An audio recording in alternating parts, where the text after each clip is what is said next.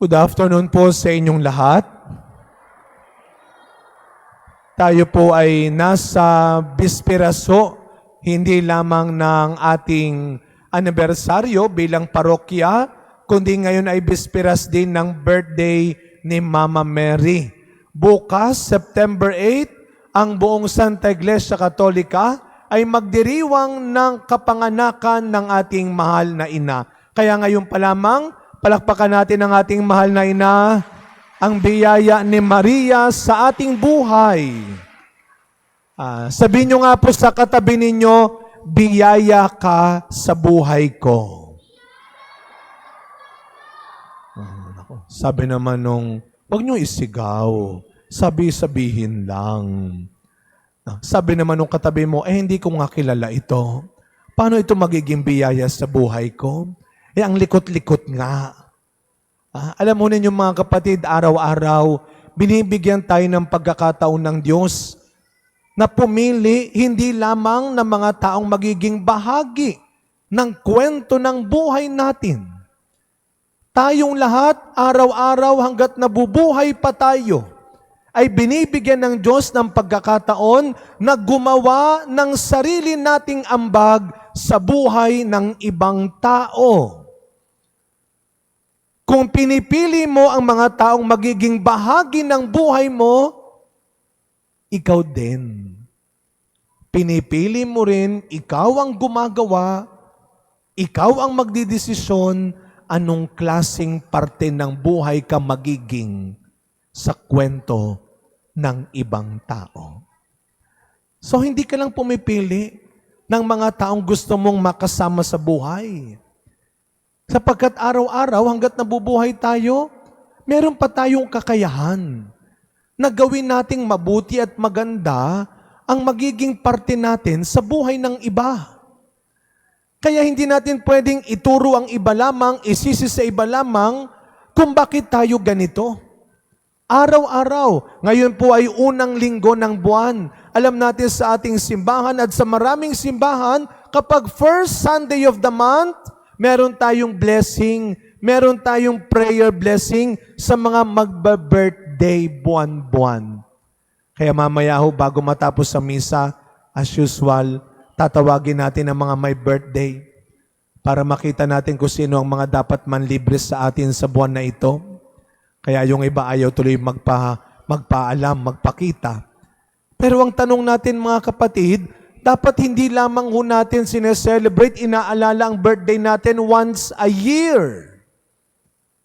Araw-araw, ipinapaalala ng Diyos sa atin kapag tayo ay gumigising pa sa umaga, isang bagong araw ang dinadagdag ng Diyos sa buhay natin. Kaya wag natin ito palalampasin. At laging tatandaan, sabi nga ng ating unang pagbasa o sa ikalawang pagbasa, sa sulat ni Pablo, sumulat si Pablo kay Filemon at ipinapakiusap niya kung pwede niyang tanggapin ulit si Onesimo sa kanyang buhay. Pakisabihan po yung mga bata. Ball cuts. Samahan ng mga bata.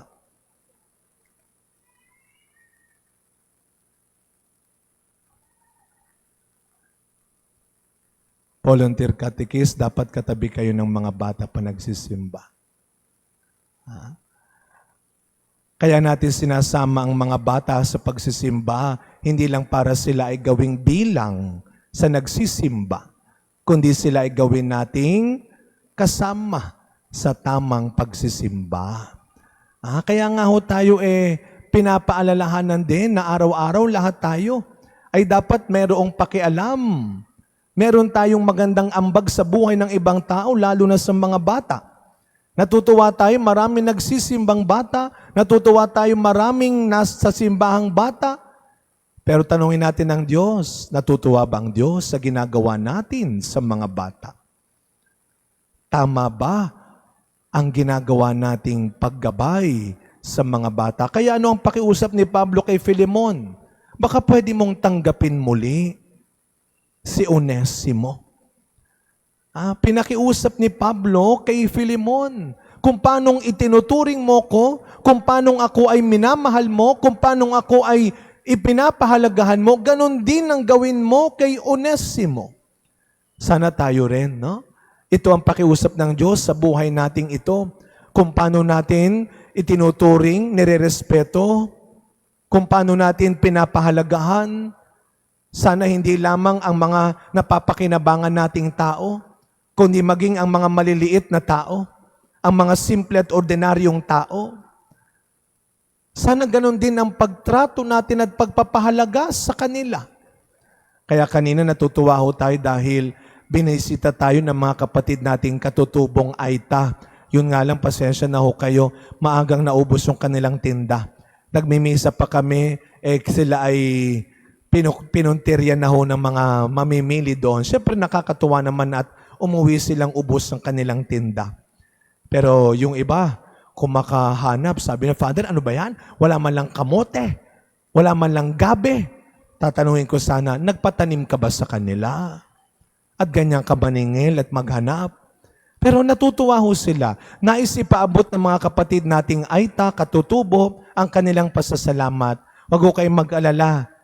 Sisikapin natin na buwan-buwan, ang mga katulad nila ay mabibigyan natin ng lugar sa maliit at simpleng simbahan natin. Kaya hindi natin kinakailangan ng malaking simbahan bago tayo may magawang mabuti at maganda sa mga katulad nila. Huwag nating antayin na tayo ay sumikat na tayo ay lumaki na tayo ay maging tanyag na, bago tayo makaalalang gumawa ng mabuti sa maliliit na katulad nila. Lagi nating tandaan, ang buhay ng tao hindi pahabaan, hindi patagalan. Nung ako'y nag-aaral pa sa seminaryo, merong nagpaaral sa akin. Ako po ay produkto ng kabutihang loob ng mga taong nagpaaral sa akin, kaya ako naging pare. Yung akin pong benefactress, that time, napakatanda na. 90 plus na. In fact, umabot siya ng 100 plus. Pero pag dinadalaw ko siya, sasabihin ng caregiver, akyatin mo na si ma'am, nasa kwarto na niya. Naku, talagang ang liit ng babae niya at payat na payat. At kapag dinadalaw ko po siya, ang ikinakagulat ko, pag nakita niya ako, sabi ko, Lola, nandito na ako, umiiyak. Sabi ko, bakit po kayo umiiyak? Nandito na po ako. Iiyak siya. Bakit nga kayo umiiyak? Alam niyo ang tanong niya, bakit buhay pa ako? Bakit buhay pa ako? Alam niyo, sa totoong buhay, may mga taong napapagod na. May mga taong nakikiusap na. Pero may mga taong humihingi pa. Kung pwede pa. Umiiyak siya. Sabi ko, Lola, huwag kang mag-alala. Hindi ka nakalimutan ng Diyos. Kukunin ka rin ng Diyos. Pero sabi ko, Diyos ko, Lord, huwag mo muna kukunin. Pagtalikod ko, baka mapagbintangan pa ako, no? Ako ang huling kasama bago mo kunin. Pero alam mo ninyo, tandaan natin, andito ang maraming bata, kabataan, at ang mga nakatatanda. Ito ang katotohanan sa buhay at kamatayan ng tao. Huwag niyo sabihing bata pa kayo, matagal pa kayo. Are you sure? At huwag natin sabihing matanda na tayo, malapit na tayo. Are you sure? Alam niyo, ang buhay, hindi patagalan at pahabaan. Pabutihan. Dahil sa uli, haharap tayo sa Diyos. Hindi ko sino ang nabuhay ng mahaba, kundi ko sino ang nagsikap, gumawa, at mabuhay ng tama. Kaya nga anong sabi ng ating Panginoon? Ang paalala ni Kristo, hindi kayo magiging alagad ko. Hindi kayo makakasunod sa akin. Mga kapatid, bilang mga Kristiyano, ano ba ang ultimate goal ng bawat isa? Mga kapatid, mga bata, ang ultimate goal natin bilang Kristiyano, hindi lang maging successful sa karir, hindi lang maging sikat, hindi lang maging ma-impluensya, hindi lang makalamang sa iba, hindi lang maunahan mo rin yung iba, hindi lang magkaroon ka ng kapangyarihan at pwesto. Ang ultimate goal ng bawat Kristiyano ay ang isang araw makasama natin si Kristo sa kaharian ng Diyos. That is the ultimate end and goal. At ang nasabi ni Kristo, It will never happen. Mahihirapan kayo kung hindi ako ang inuuna ninyo. Yun ang paalala ni Kristo. Yung sumunod sa akin, pasanin ang inyong krus. Makinig, pasanin ang inyong sariling krus. Huwag kang pakialamero. Huwag kang pakialamera.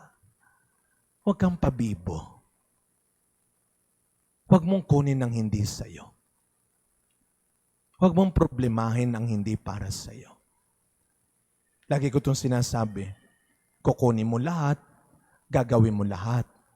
Pag nahirapan ka, aawayin mo lahat. Sinong may kasalanan? Kaya ang paalala ni Kristo, may kanya-kanya na tayong krus. Alam ni Kristo kung ano ang dapat na pasanin mong krus. Pasanin mo ang para sa iyo at sumunod ka sa Kanya.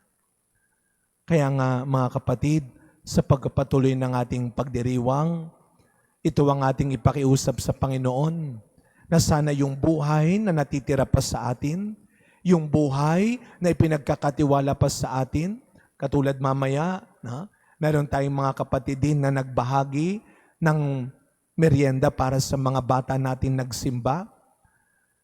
Sana hindi natin antayin. May mga tao ganito Di bale, pag ako tumama, tutulong talaga ako. Pag ako tumama, magdo-donate talaga ako. Pag ako tumama, tanungin mo, tumaya ka ba? Hindi pa nga. Paano ka tatama? Ang pinakamahalaga, maging tama araw-araw sa pag-iisip, sa pananalita, at ginagawa. Hindi mo kailangan na gumawa ng marami at malaki bago tayo makasunod kay Kristo. Dahil sa huli, hahatulan tayong lahat ng Diyos. Hindi kung sino ang nagbigay ng malaki at gumawa ng marami, kundi kung sino ang nagsikap mabuhay ng mabuti. Amen. Tumayo po tayong lahat.